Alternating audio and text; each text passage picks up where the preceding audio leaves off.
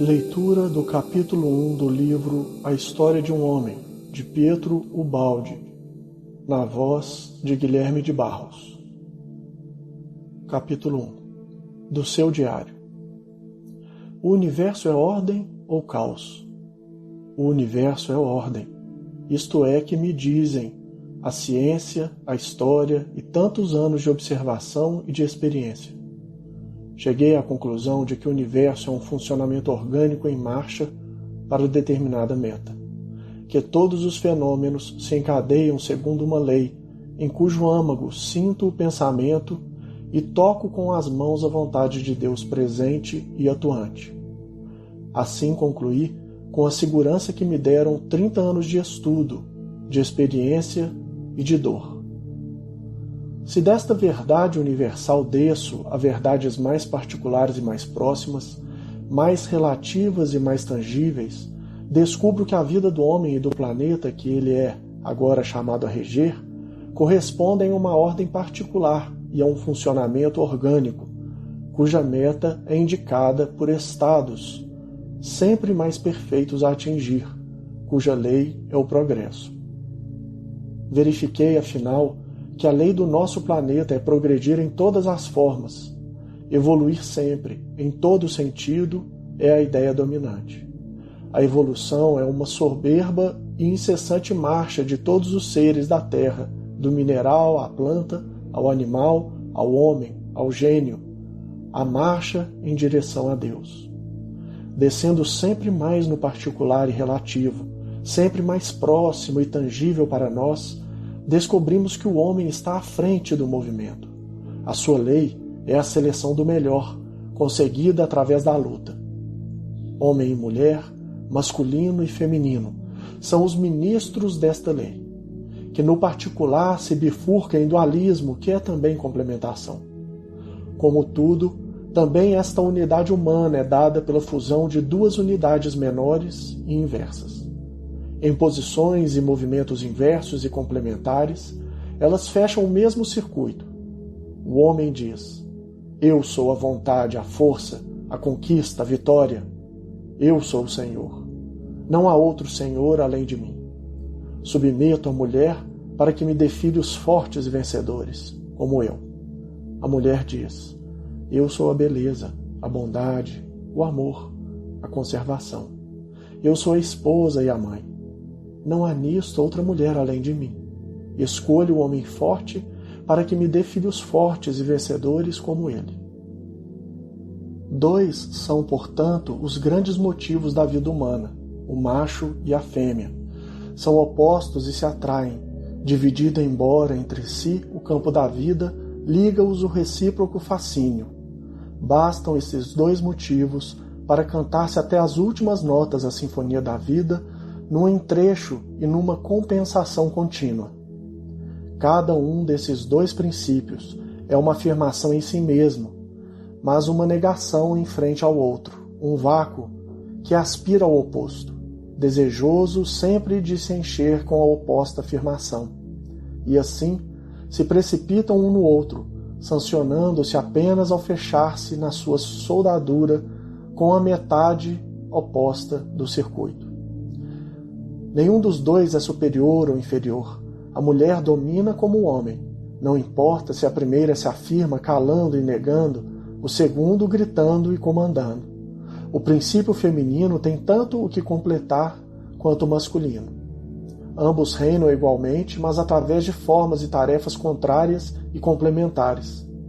Mas cada um dos dois se sente isolado no seu próprio reino incompleto e deseja completar-se, revertendo-se ao seio do oposto. A fragilidade da bondade, o altruísmo do amor são potentes, como a força da conquista e o egoísmo do domínio. Cada qual tem as suas armas opostas e complementares, feitas não para se combaterem, mas para se abraçarem. Entre essas armas não pode existir rivalidade, porque não tendem a se evoluir, mas a se ajudar. O princípio masculino faz parte do feminino, o pressupõe, o compreende e o completa. Cada ser humano nasce no seio de um desses princípios, carrega-o em si mesmo e o representa. Cada um deles existe e tem sentido somente em função do outro. Opostos apenas para se unirem, eles dividem o trabalho e as opostas funções da vida.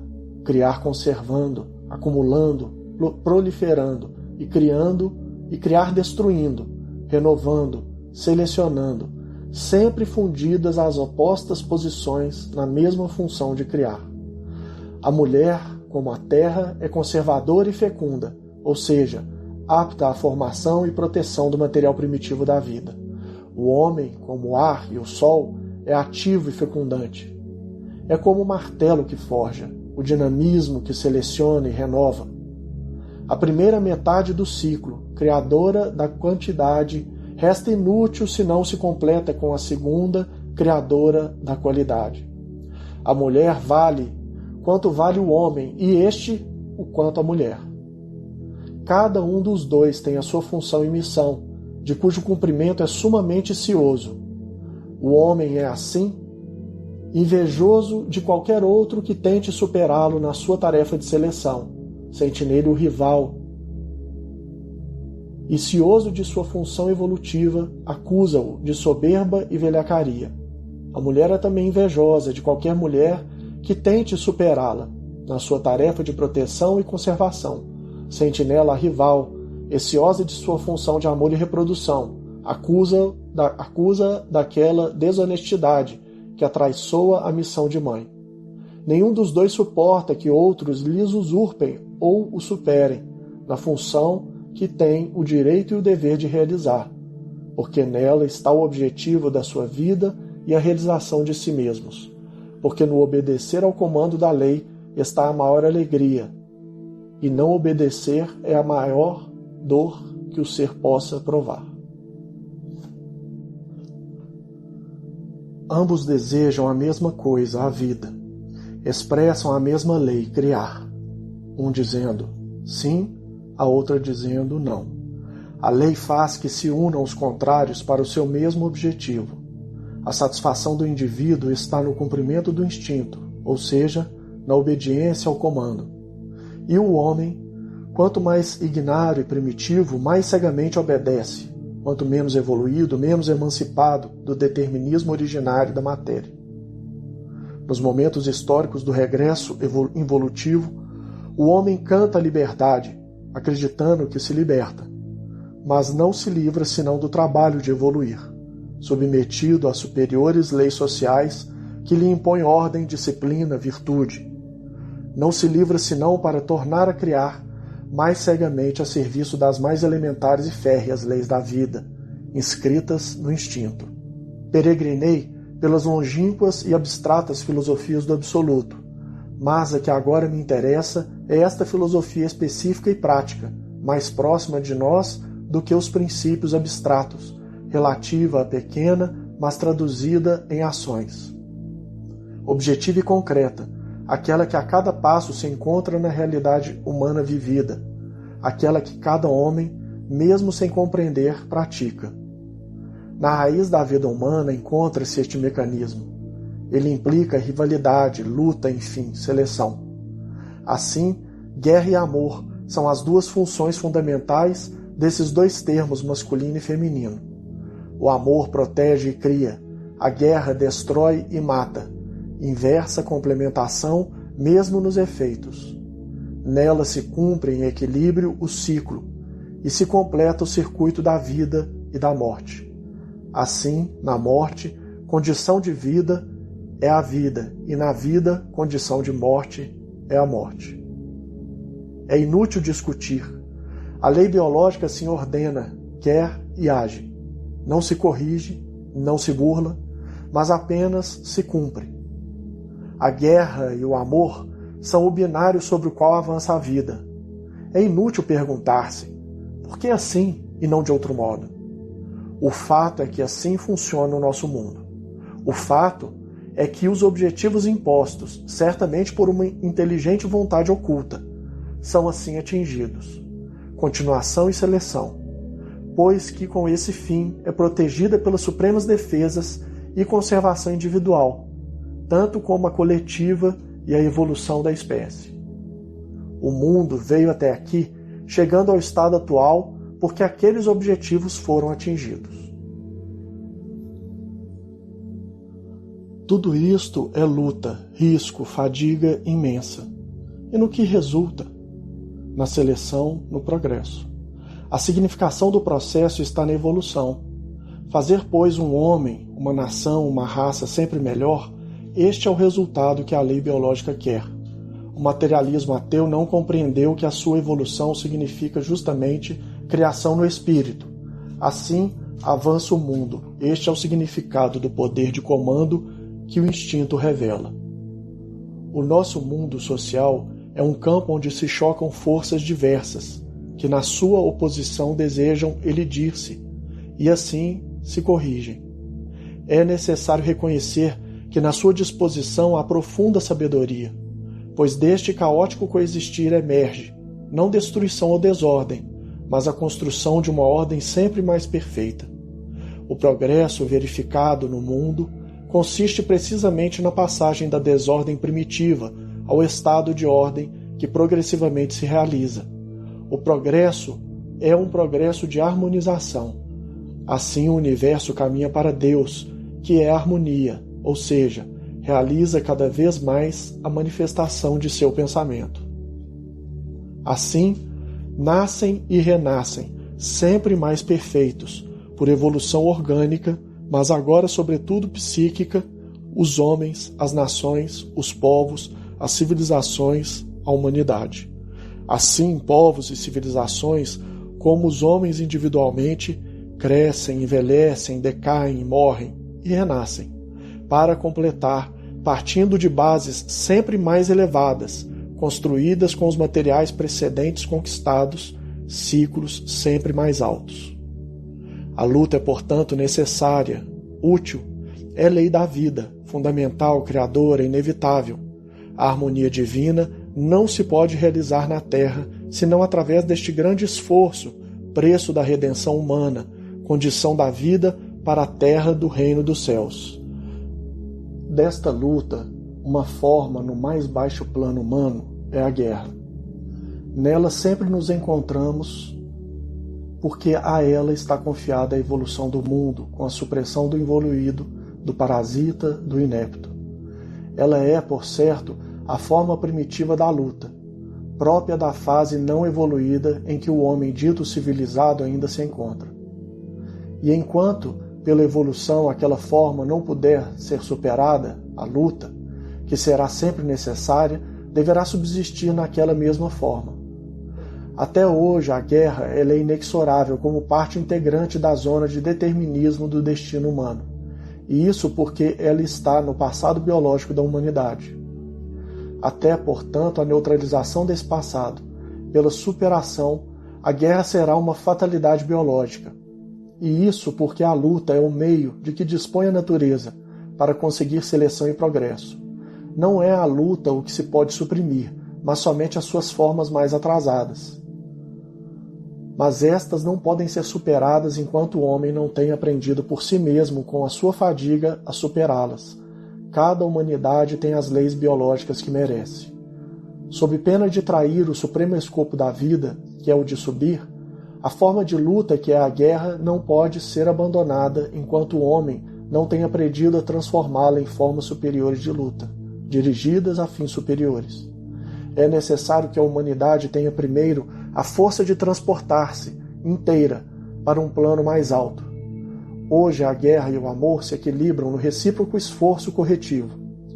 Se esta força do amor, que conserva e multiplica, não fosse corrigida pela destruição seletiva e reconstrutora da guerra, terminaria igualmente na estagnante podridão da morte. Não basta multiplicar os homens com o amor. É necessário refazer os povos com a guerra. Proteger e prolificar não podem ser mais do que um meio para atingir o fim, a que só a luta conduz. Destruir para reedificar.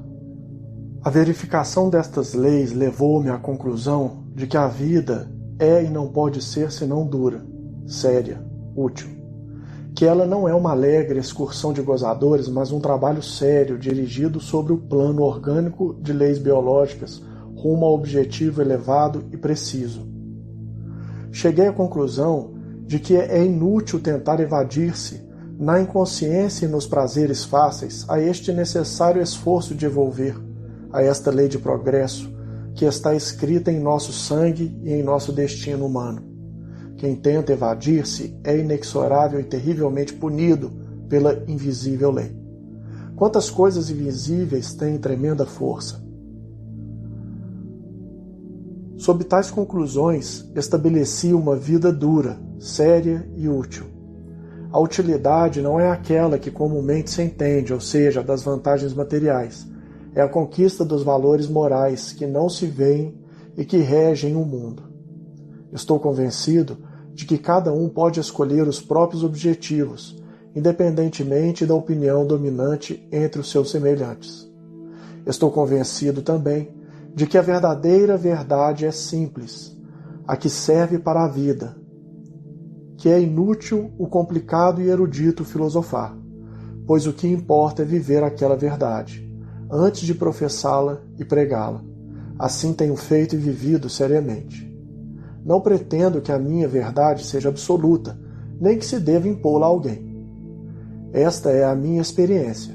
Os outros façam a seu modo a sua. Cada um recolhe para si o resultado do seu sistema.